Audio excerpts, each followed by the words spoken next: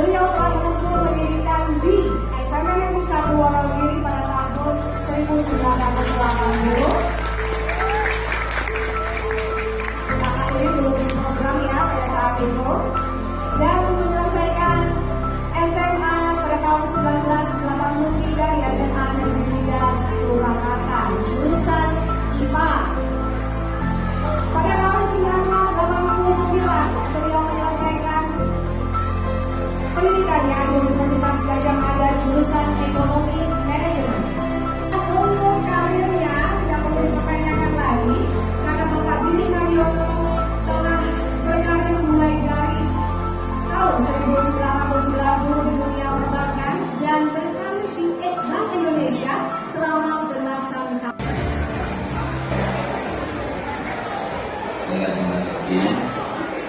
Assalamualaikum warahmatullahi wabarakatuh.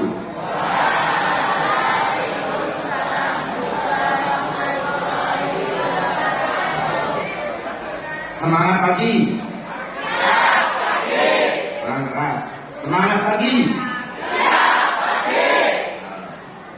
Yang saya hormati Bu Mulyadi, Kepala SMP Negeri 1 Wonogiri, beserta jajaran Bapak dan Ibu SMP 1 Wonogiri, juga karyawan SMP Negeri 1 Wonogiri.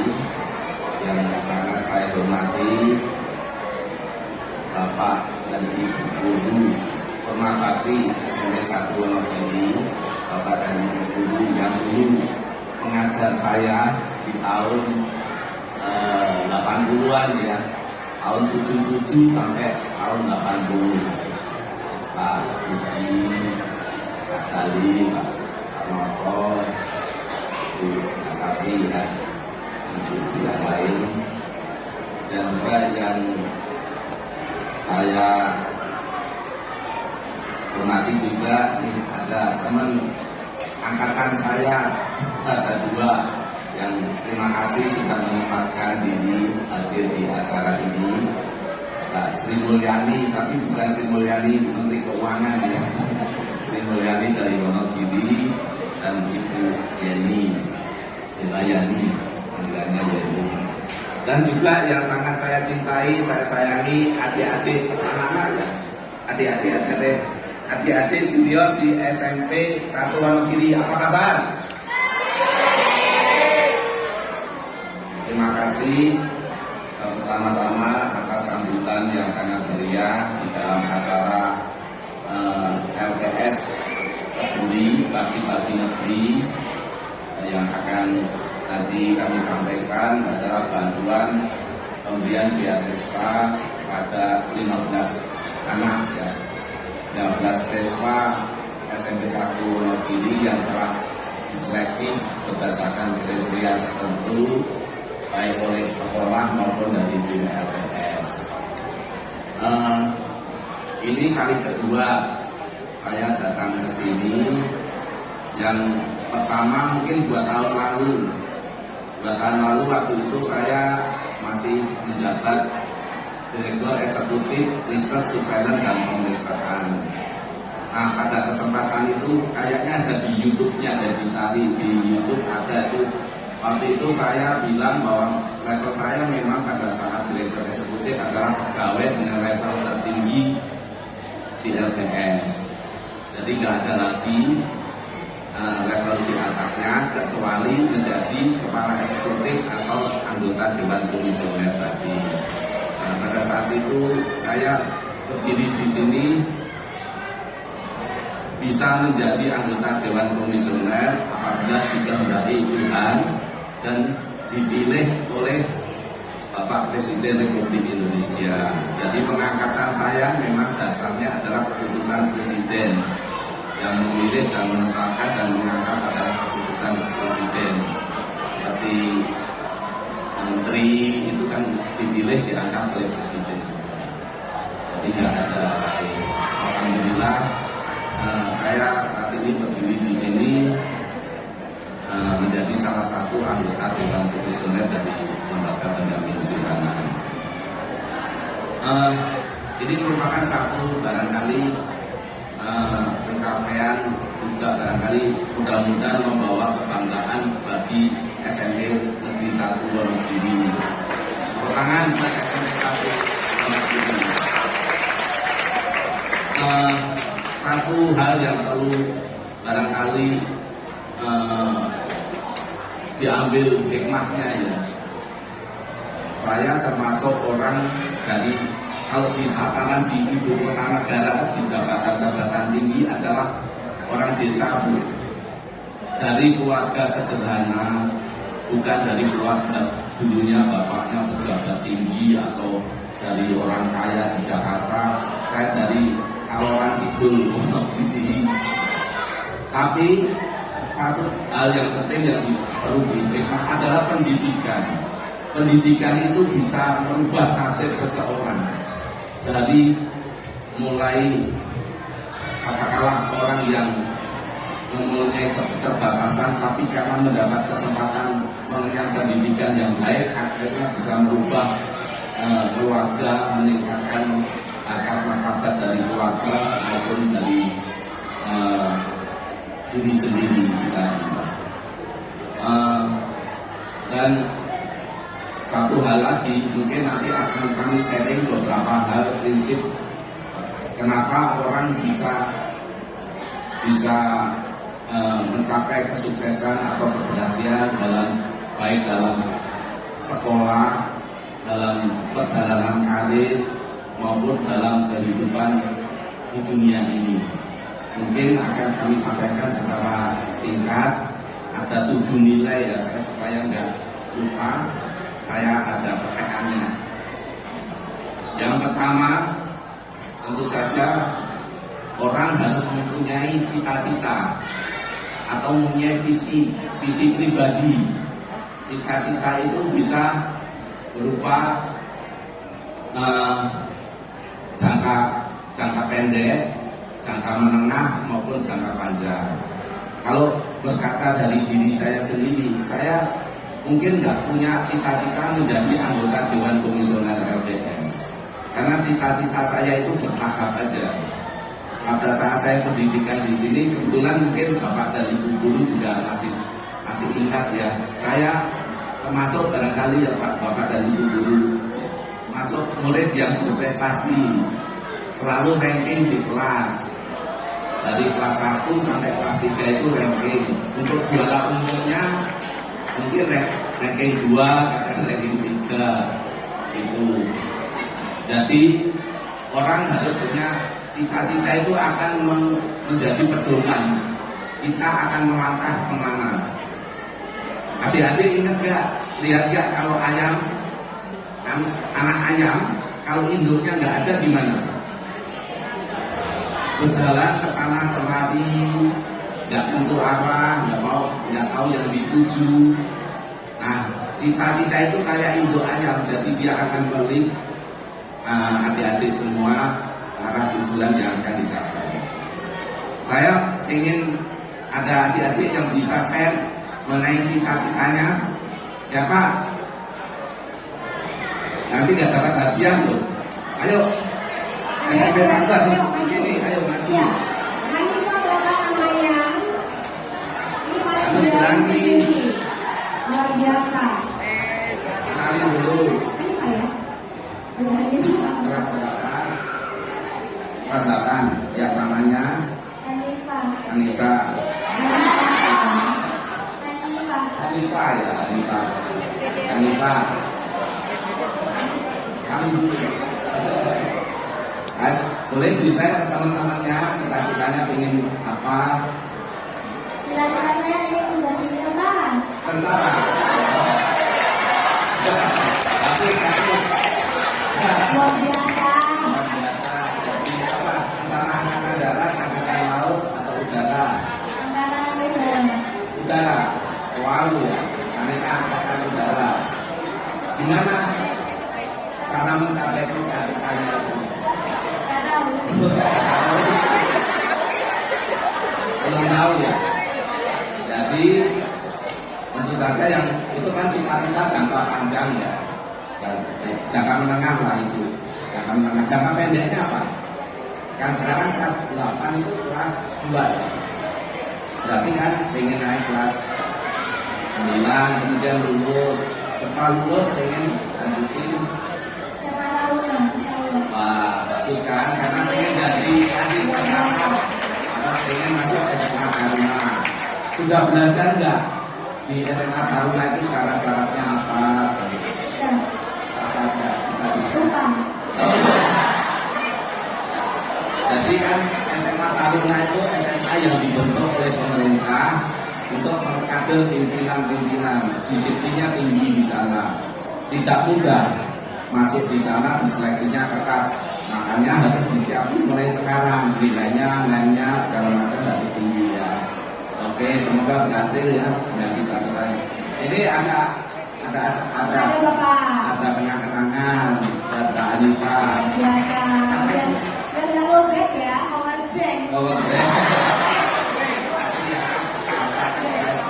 Nah, kenangan buat kalian. Ayo Pak. Pengen jadi masuk jangka pendeknya ya lulus dari SMP 1 kemudian masuk ke SMA Taruna. Harus mulai disiapin sekarang supaya bisa terima di SMA Taruna. Dulu saya juga begitu. Saya dari SMP 1 saya pengen lagi. Waktu itu saya fokus. Saya nggak ingin sekolah di SMA di Wonogiri lagi. Saya pengennya SMA di Solo yang favorit. Waktu itu ada 2 kalau nggak salah, SMA 1 dan SMA 3. Nah, saya fokus data di SMA 3. Alhamdulillah terima. Jadi memang cita-cita itu pasti ada melalui tahapan, langkah-langkah, step-stepnya. Oke, itu satu, harus punya cita-cita. Yang kedua, ini yang harus dibangun adalah sikap disiplin. Disiplin ya. Jadi memanfaatkan waktu untuk kegiatan yang bermanfaat. Ya. Jadi sering lihat atau baca biografi orang-orang sukses enggak? Biasanya yang paling bisa dipetik adalah mereka itu orang-orang yang disiplin, punya kedisiplinan tinggi. Nah, yang berikutnya kenapa negara kayak Korea, kayak Jepang itu cepat maju? Sekarang Vietnam itu kita udah mulai ketinggalan. Antara lain ya karena penduduknya atau warga negaranya punya disiplin yang tinggi. Itu ya. Sekarang ada yang mau share lagi nggak mengenai sikap disiplin? Ayo sini. Sikap disiplin. Gimana mengisi hari-harinya? Kenalan dulu. Namanya siapa? Kelas berapa? Namanya siapa? Rara dari kelas 7D. Ya, Rara ya. Ada yang ingin bisa mengenai sikap disiplin para teman-teman? Saya pribadi itu rapidnya menjalani santai tapi disiplin. Nah, gimana itu santai tapi disiplin? Ya, waktunya teratur. Nah. Bangun jam 5, itu buat jam 5 tapi nggak terlalu harus bangun jam 5 banget. Oke. Terus apapun yang kayaknya nggak penting itu tinggalin aja. Jadi prioritas yang penting ya. Pendidikan dulu baru hobi, terus Oke, bagus ya. Ada pertanyaan buat saya enggak? Apa? Oke. Prinsipnya ya, prinsip yang utama itu adalah kita harus selalu mengeluarkan kemampuan yang terbaik. Saya terhadap anak buah juga begitu. Saya begitu ini ngomong, saya akan nilai kamu dengan asumsi kamu sudah mengeluarkan kemampuan yang terbaik kamu. Lalu kemudian pada saat penilaian dia enggak, Pak saya dulu tuh katakanlah protes, Pak saya dulu nggak serius ngerjain ini atau enggak ini loh. Dari awal kan saya sudah ngomong bahwa saya prinsip saya nilai orang atau anak buah saya atau staf saya sudah mengeluarkan kemampuan terbaik. Kalau kalian tidak mengeluarkan kemampuan terbaik, jangan salahkan kalau yang nilai juga enggak mencapai yang terbaik. Oh ya, jadi tetap aja semangat untuk mengeluarkan yang kemampuan Yang kedua, kualitas orang itu ditentukan kualitas pribadi seseorang ditentukan pada saat yang bersangkutan menerima cobaan, menerima permasalahan yang berat, menghadapi permasalahan yang berat atau menghadapi tantangan yang berat. Baru itu mencerminkan kualitas orang. Kalau normal-normal saja nggak bisa ngerti bahwa dia wah saya kuat atau apa. Nah kalau kita sudah menghadapi permasalahan yang sangat berat, cobaan hidup yang sangat berat, kemudian kita tetap struggle, kemudian tetap berdiri kokoh, nah itu pribadi yang kokoh, itu ya. Oke, udah, tepuk tangan buat Clara. Oh, ada hadiah Clara. Ada hadiah ini earphone Bluetooth. Earphone Bapak. Iya, jadi earphone sayang.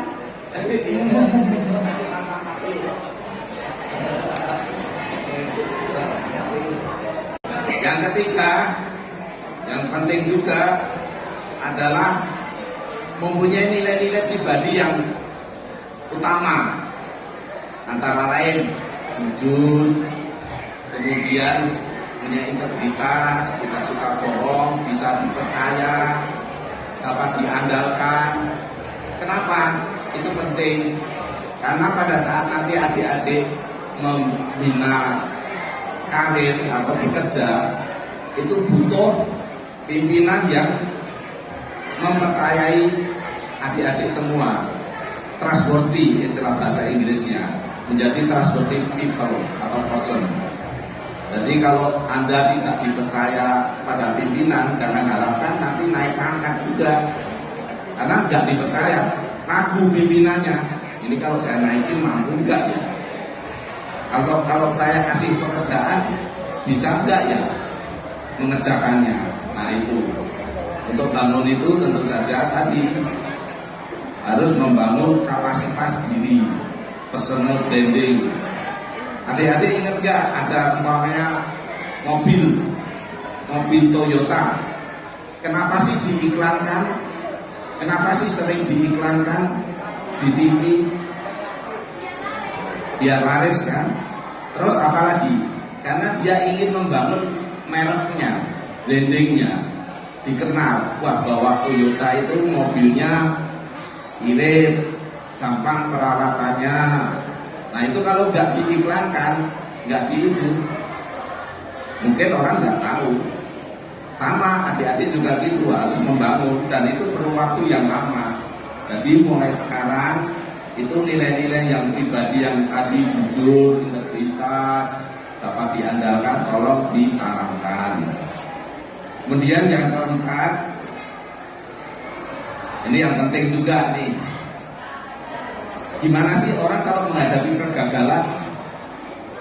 Kalau adik-adik menghadapi kegagalan, coba ada yang sharing nggak? Pernah gagal nggak? Ya, belakang tuh.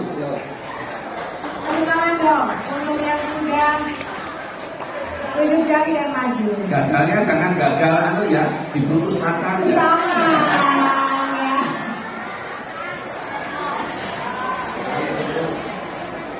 Kalau pernah mengalami kegagalan kan?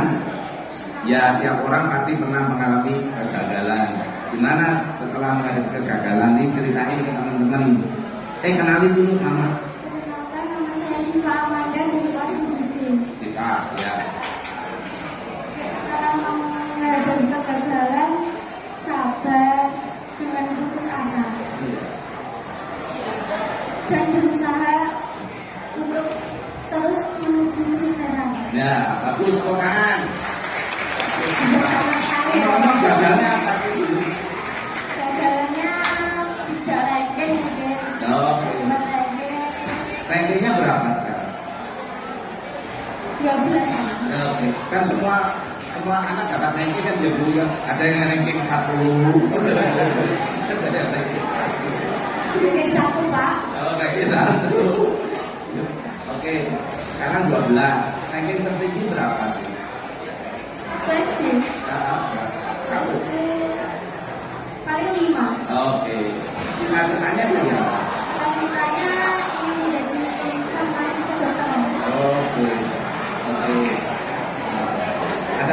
enggak? Banyak. Kunci kesuksesan. Tadi ada 4 nilai tadi ya. Kan dilihat apa gitu. Nilai tadi apa saja? Yang pertama, Pertama, cita-cita. Kedua, kedisiplinan. Tiga, cara menghadapi kegagalan. Empat, personal branding. Oke, dapat hadiah apa? Hadiahnya gede ini. Ini adalah headset. Ya. Ya. Siva, nggak apa-apa ya. Kalau pernah gagal terus berjuang. Ya. Karena Bagus. keberhasilan. Jadi tadi, kalaupun pernah gagal, jangan menyerah. Kegagalan itu biasa, setiap orang akan pernah gagal. Tapi kalau begitu gagal kita down, kita depresi, stres, ya nggak kemana-mana. Jadikan kegagalan itu sebagai pelajaran. Itu ya. Oke. 5. Yang nomor 5, selain tidak mudah menyerah, ini juga tidak gampang juga, tidak gampang puas. Jadi orang harus punya apa tadi, target yang terus ditingkatkan. Umpamanya tadi, kayak ranking 5, cukup 5 aja cukup, jangan begitu. Pengen naik kalau bisa ranking 4, ranking itu. Jadi hidup itu selalu harus ditingkatkan. Negara-negara yang maju juga begitu. Dia pengen umpamanya udah mengembangkan mobil. Mobilnya udah kayak Jepang, hemat energi. Kan Jepang terkenal kan mobilnya irit dibandingkan mobil Eropa. Itu nggak cukup karena di belahan negara lain ada merek mobil namanya Tesla. Itu mobil listrik, nggak pakai BBM lagi. Ke depan itu, masa depan itu ada di listrik tadi. Suatu saat mungkin anak cucu kita udah nggak lihat lagi mobil bahan bakar bensin, bahan bakar solar, semuanya serba listrik. Itu antara lain. Jadi selalu tidak gampang puas, selalu istilahnya kalau di Jepang itu Kaizen, ingat ya, Kaizen, continuous improvement, selalu pengembangan yang berkelanjutan. Itu juga sikap pribadi yang akan mendrive adik-adik semua nanti pada saat kedepannya akan semakin sukses. Yang keenam, ini mampu bekerja sama. Nah ini penting nih. Adik-adik pernah nggak ada apa itu bentrok dengan teman, ada selisih, bisa sharing nggak? Nah, ayo. Siapa yang berani sharing? Boleh, langsung. Bentroknya kayak apa? Diceritakan, di-sharingkan ya. Terus mungkin nanti solusinya ya Pak ya. Terus setelah bentrok gimana ya? Perkenalkan nama saya Salma kelas 8C. Kelas 8C.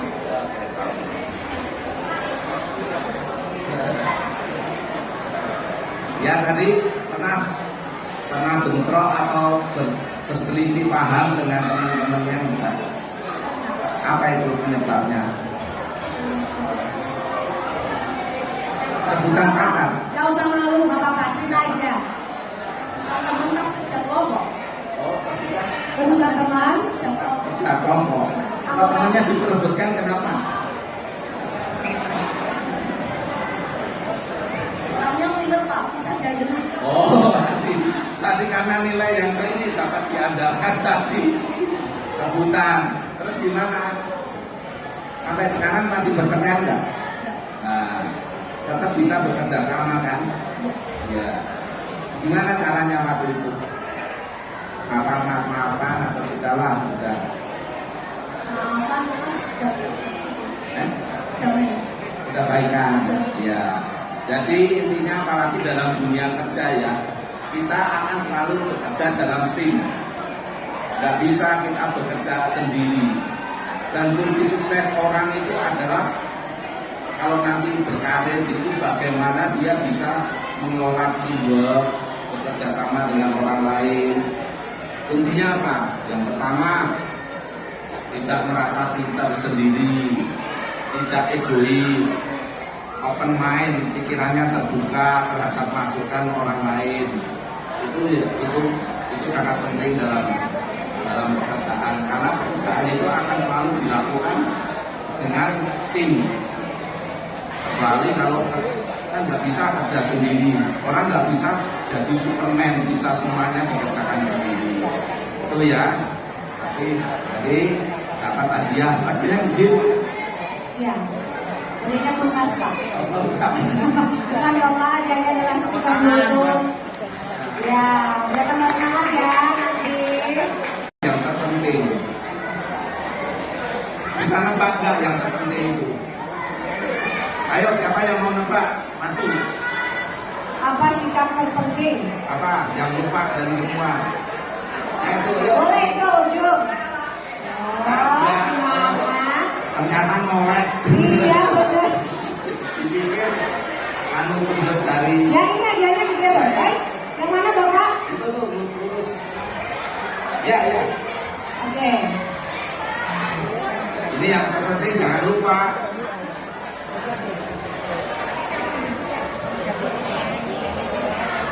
Ya. Kenalan dulu. Mudah-mudahan nama saya Tata Tri Bapak. Yang terpenting. Wah, bagus Luar sekali. biasa. Luar biasa. Jadi doa baik dari diri sendiri, tapi yang lebih penting lagi adalah doa orang tua. Doa ibu itu paling manjur. Makanya jangan jahat, jangan istilahnya, jangan menyakiti hati ibu. Ya, nanti sampai rumah hitam ya. Cium tangan ibu, minta doa supaya jadi orang yang sukses. Ya, itu doa itu paling manjur. Mungkin saya pernah dimuat di Solo Pos ya, saya bilang mungkin saya bukan orang yang pintar sekali atau apa, tapi ada di belakang saya ada seorang ibu yang selalu setia mendampingi dan mendoakan saya untuk kesuksesan saya. Itu yang sangat penting. Selain nanti kalau sudah berumah tangga, itu juga support dari keluarga, doa dari istri atau nanti dari suami, dari anak-anaknya, itu juga sangat penting untuk kesuksesan kita. Mungkin itu tadi hadiahnya dulu ya. Hadiahnya. Satu buah power bank. Terima kasih. Selamat ya Tata ya. Doa orang tua adalah membuka jalan. Ada nggak yang mau merangkum? Hadiahnya ada, masih ada. Habis, ya udah saya rangkum sendiri, hadiahnya buat saya deh. Tadi ada 7 ya, saya resumekan. Yang pertama, orang itu harus punya tujuan, goal atau cita-cita. Karena cita-cita itu akan mengarahkan langkah-langkah kita ke depan. Yang kedua adalah sikap disiplin, memanfaatkan waktu untuk meningkatkan kapasitas diri kita sendiri untuk menyongsong masa depan kita. Jadi adik-adik semua itu nanti 10 tahun, 20 tahun, 30 tahun yang akan datang, 25 tahun yang akan datang adalah bagaimana adik-adik sekarang mulai mengisi, melengkapi kemampuan kapasitas diri untuk apalagi nanti ya. Nanti itu istilahnya itu makin maju bangsa kita, dunia teknologi juga maju, tantangannya semakin berat. Yang ketiga adalah membangun personal branding tadi, nilai-nilai pribadi, jujur, integritas, bisa diandalkan, dapat dipercaya. Yang keempat, yang penting tadi sikap tidak mudah menyerah. Tidak mudah menyerah. Yang kelima juga penting, sikap tidak gampang puas. Jadi selalu ingin meningkatkan kapasitas kita atau karir kita, atau nanti kalau adik-adik ranking bisa enggak ranking lebih atas lagi. Kelima tadi selalu continuous improvement atau selalu mengembangkan diri untuk menyongsong atau untuk beradaptasi dengan tantangan lingkungan. Keenam mampu bekerja sama dengan orang lain, mampu berkoordinasi, berkolaborasi. Dan yang ketujuh, yang sangat penting, tapi bukan berarti terakhir, tapi yang tidak penting, ini justru yang paling penting adalah berdoa. Jangan lupa berdoa pada Tuhan, jangan lupa minta doa dari kedua orang tua, dari ibu dan juga dari keluarga. Demikian secara singkat, barangkali bisa bermanfaat buat adik-adik semua. Kurang dan lebihnya, Assalamualaikum warahmatullahi wabarakatuh. Waalaikumsalam warahmatullahi wabarakatuh. Terima kasih kepada Bapak Didi Mariono selaku anggota Dewan Komisioner LPS atas bantuan